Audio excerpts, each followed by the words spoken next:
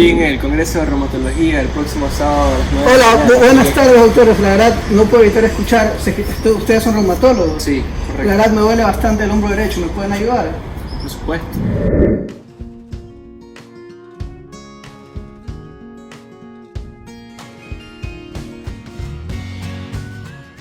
Bueno, para empezar con el examen físico del hombro, antes debemos saber las articulaciones que hay aquí en el hombro.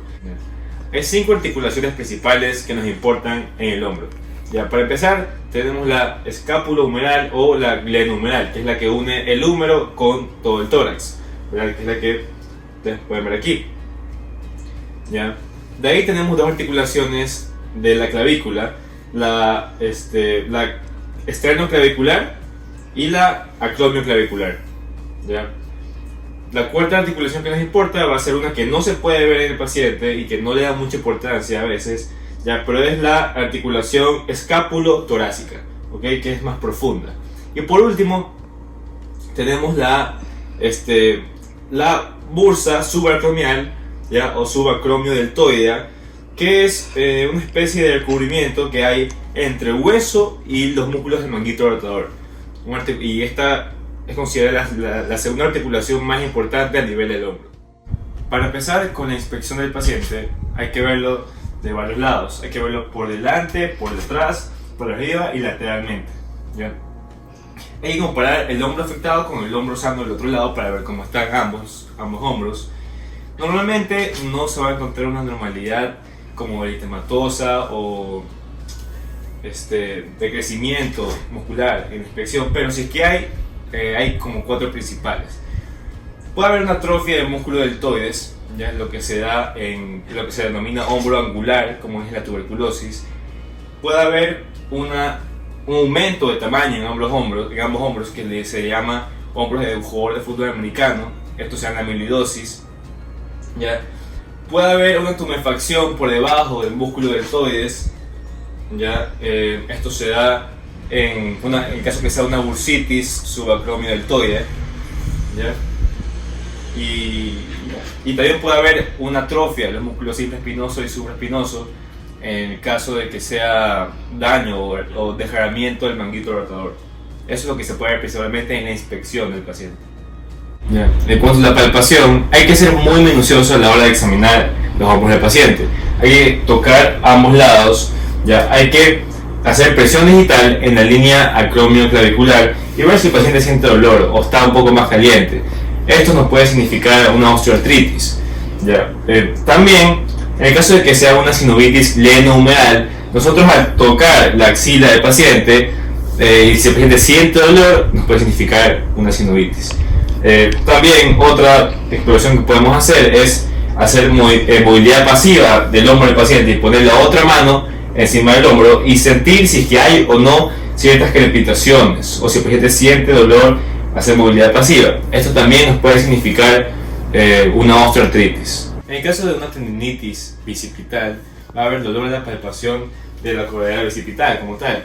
Ya es mejor si el paciente se ubica el brazo en una posición detrás de la espalda, tratando de tocar su escápula contralateral, ¿okay? Y ahí va a haber dolor en la palpación. También, si se hace la maniobra de Jergason, en el que el paciente con su brazo pegado a su tórax y hace una supinación 90 grados, el paciente va a tener dolor ya en el caso de este movimiento para la tendinitis bicipital.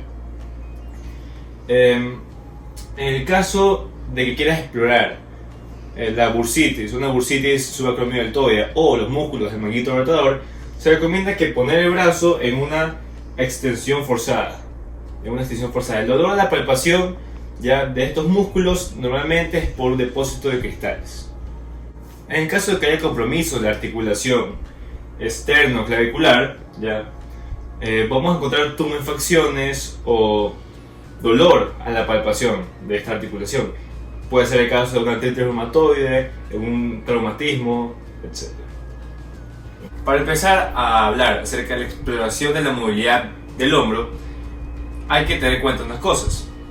Desde los 0 grados hasta los 90 grados, la articulación que más influye en la acción va a ser la glenohumeral o escápulo-humeral, ¿ya? Pero a partir de los 90 grados en adelante van a intervenir otras dos articulaciones que van a ser la acromioclavicular y la esternoclavicular. ¿Okay? Desde los 30 grados a los 130 grados también hay otra articulación que da su importancia en la acción, que va a ser la escapulotorácica.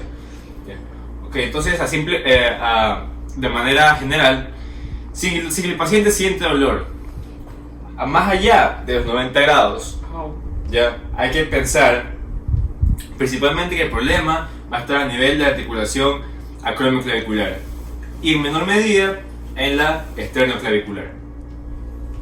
Para evaluar la movilidad activa del hombro, se le pide al paciente que haga una serie de maniobras. Primero, se le pide que junte las palmas por encima de su cabeza, como puede ver aquí, haciendo abducción. También se le pide que ponga sus manos por detrás de su nuca, extendiendo, abriendo sus codos, haciendo una rotación externa de la articulación. También se le pide que ponga sus manos por detrás de su espalda, tratando de tocar sus omóplatos contralateralmente, ¿ya? En el caso de que queremos evaluar la articulación esternoclavicular o acromioclavicular, se le pide que solamente protruya o encoja sus hombros, como pueden ver aquí.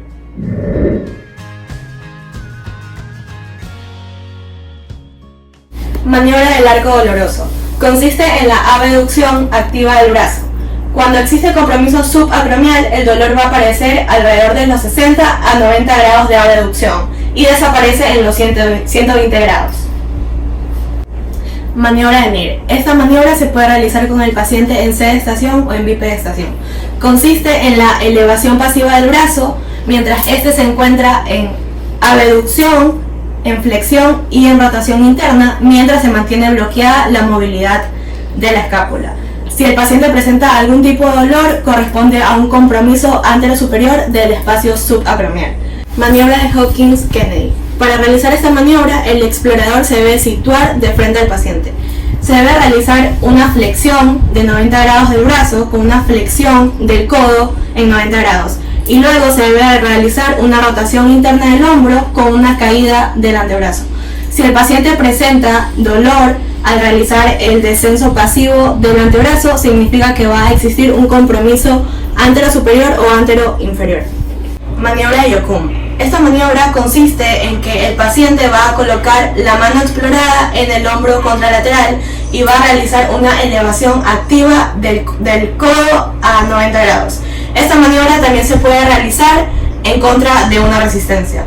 Entonces el paciente va a elevar y si no presenta dolor, significa que no va a presentar ninguna lesión. En el caso de que el paciente sienta dolor, va a significar un compromiso antero-interior.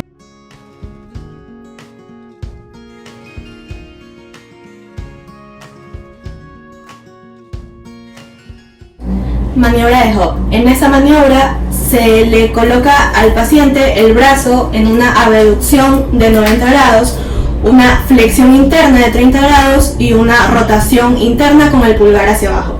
Luego se procede a empujar el brazo hacia abajo y el paciente debe tratar de mantener esta posición. Si el paciente presenta dolor, esto va a indicar una tendinitis, y si sucede una caída súbita del brazo, esto va a indicar una rotura del supraespinoso. Signo del brazo caído. En esta maniobra vamos a verificar si existe algún tipo de lesión en el manguito rotador. Esta maniobra consiste en realizar una abducción de 120 grados, en donde el paciente la va a bajar lentamente, y si no existe alguna caída súbita del brazo, no va a haber ningún tipo de lesión.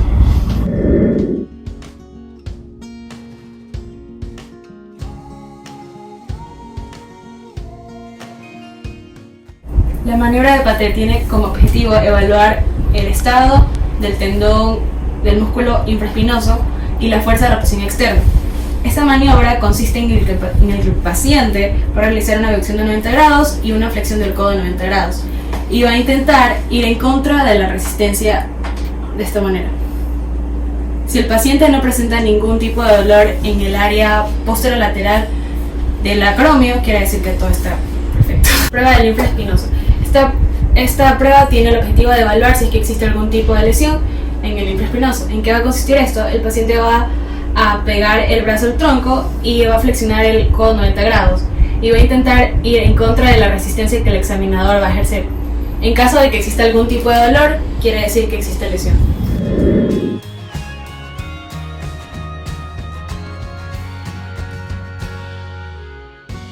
Maniobra de Herbert. Esta tiene como objetivo evaluar si existe algún tipo de lesión en el tendón supraescapular.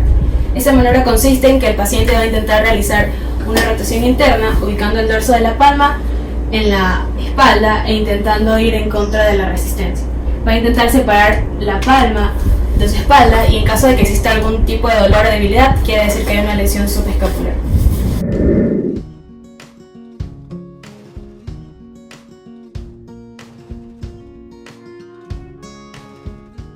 La maniobra de Speed, o llamada en inglés Palm Up Test, es una maniobra para medir el tendón de la porción larga del bíceps y consiste en que el paciente va a hacer una antepulsión y yo tengo que hacer resistencia en contra de esta. Entonces, a lo que el paciente intenta hacerlo, hazlo. Si es que no hay resistencia o hay dolor, esto indica una tendopatía.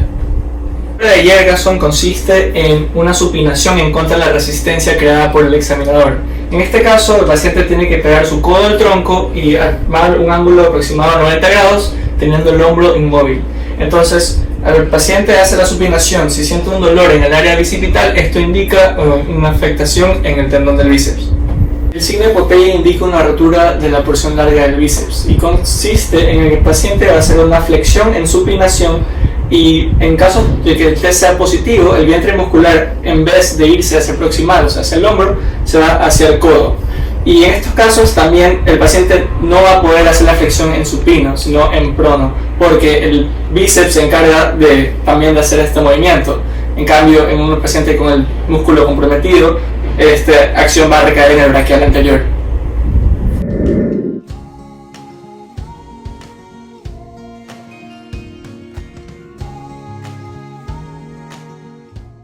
La prueba de aprehensión o test de Crank es una de las maneras de exploración de la inestabilidad glenohumeral. El paciente tiene que estar de frente al examinador y el examinador tiene que hacer que el paciente haga una abducción de 90 grados y una rotación externa de 90 grados. Con esta mano va a poner mi pulgar detrás mientras mis dedos adelante del hombro. Lo que tengo que hacer es causar una retropulsión con mi pulgar izquierdo mientras acentúo la rotación externa, o sea, hacia acá del paciente. Y si es que le duele, bueno, esto va a evidenciar una inestabilidad glenohumeral. La prueba del cajón anterior consiste primero en el paciente estando sentado con su brazo relajado y su antebrazo encima de su muslo. El examinador se pone de espaldas al paciente y tiene que agarrar la cabeza humeral entre su pulgar y el resto de sus dedos, moverla de adelante hacia atrás. Y esto nos va a demostrar una hiperlaxitud global, pero sin ser específico a ningún ligamento, lo cual nos da información solamente sobre la dirección de la inestabilidad.